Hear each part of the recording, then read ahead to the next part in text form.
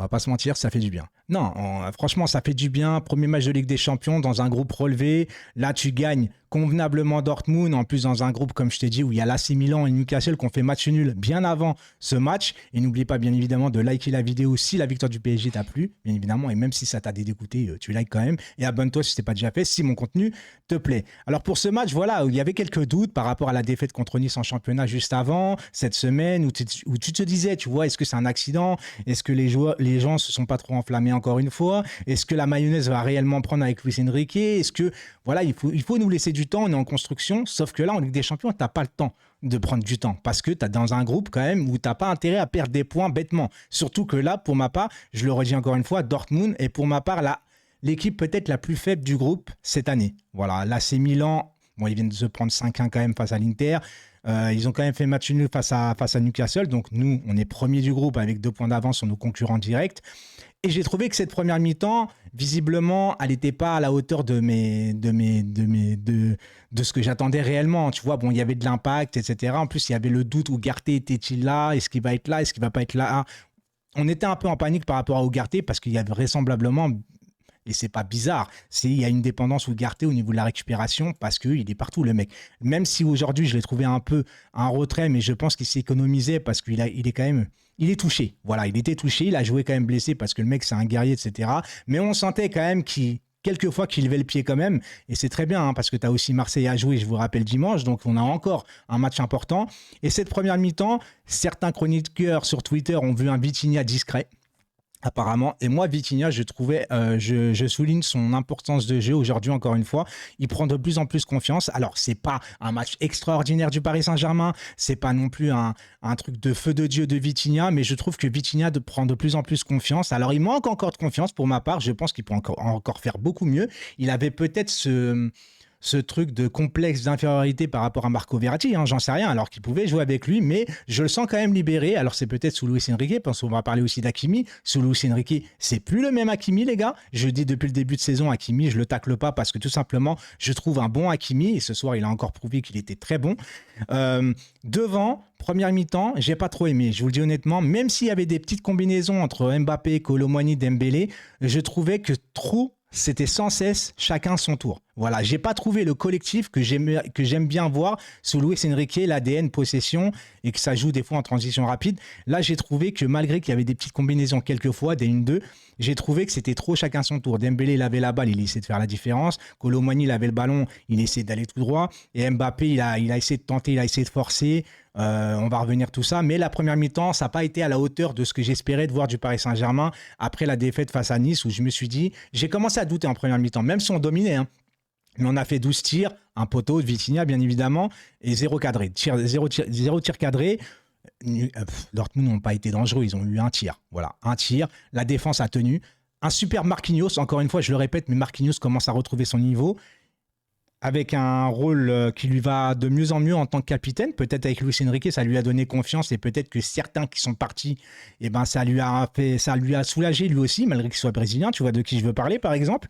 Et oui, non, parce que contre Nice, les gens sont venus me dire c'est la faute à Messi, c'est la faute à Neymar, et nanana, tu vas dire encore. J'ai jamais dit que c'était la faute à Neymar et Messi à chaque fois qu'on perdait. Je disais juste qu'ils avaient leur responsabilité. Visiblement, aujourd'hui, c'est pas grâce à Neymar et c'est pas grâce à Messi qu'on a gagné Dortmund. Donc tous ceux-là encore qui sont encore sur ma chaîne, alors qu'ils sont en train d'être à genoux devant Neymar et Messi, vous pouvez partir s'il vous plaît, j'en ai plus rien à foutre de ces joueurs-là, j'en parlerai plus, basta. Donc deuxième période, on revient avec un peu plus d'allant, un peu plus de technicité, un peu plus d'agressivité, avec un peu plus d'intensité, et on obtient un penalty à juste titre, parce que pour ma part, le tacle, ok, il le fait pas exprès la main, mais la main, elle a rien à faire là en tacle comme ça, son geste est inapproprié pour un geste naturel. Main, pour ma part, sifflé, il n'y a aucun truc. Première mi-temps, il y avait une main, mais moi, je ne l'aurais pas sifflé non plus. Je trouve que l'arbitre a été très correct. Voilà, tout simplement, il a bien arbitré. Penalty transformé par Kylian Mbappé.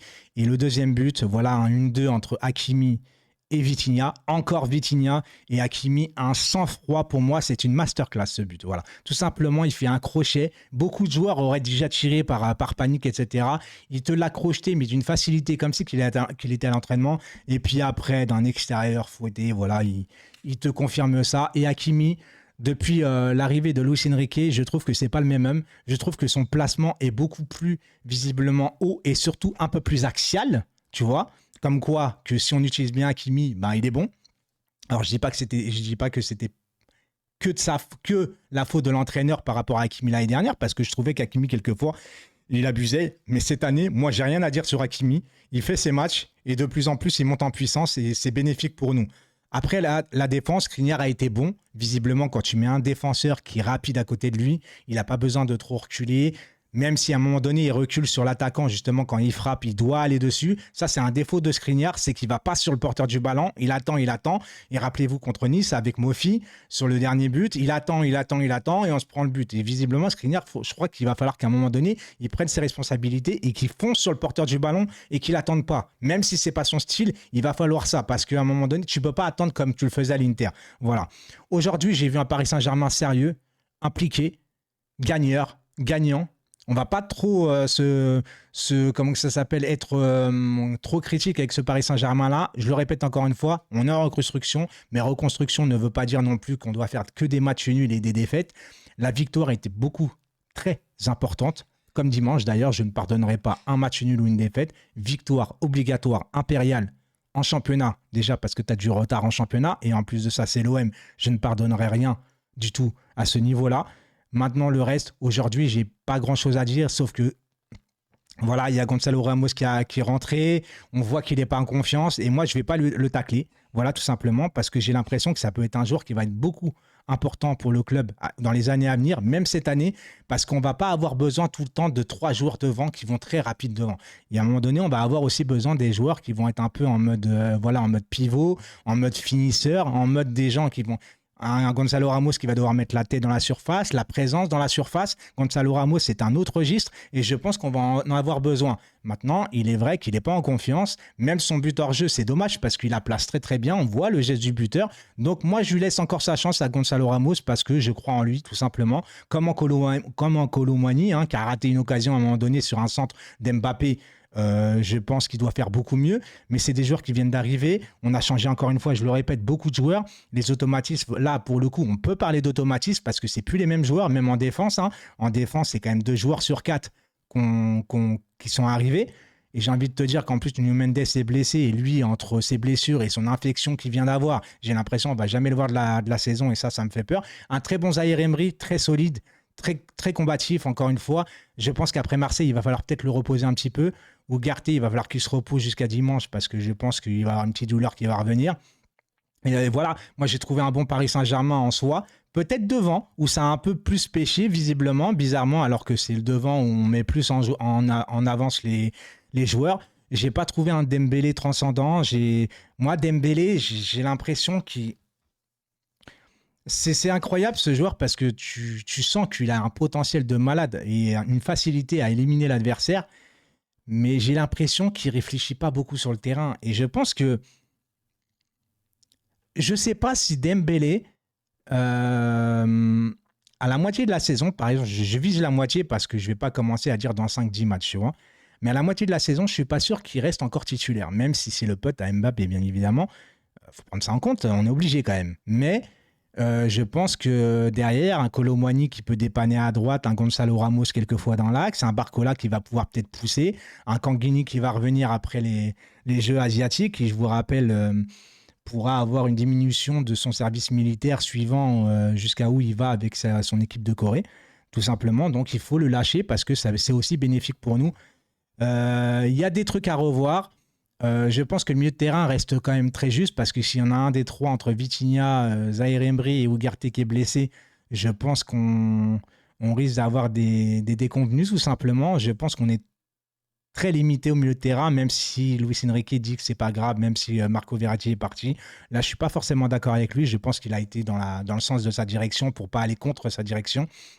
Mais je pense clairement qu'on est en manque en milieu de terrain. En tout cas, je suis très content, mais je ne m'enflamme pas. C'est pour ça que je reste zen. C'est qu'un premier match, rien n'est fait. On n'est pas qualifié. Tout peut aller très vite. Il suffit que le prochain match, tu perds à Newcastle et que Dortmund gagne, par exemple, chez eux face au Milan, ou que Milan gagne, et tout est redistribué. Et tu luttes jusqu'au bout. Donc, j'attends. Pour moi, le vrai gros test, ça sera Newcastle, tout simplement. Et en attendant, allez Paris. Ciao tout le monde.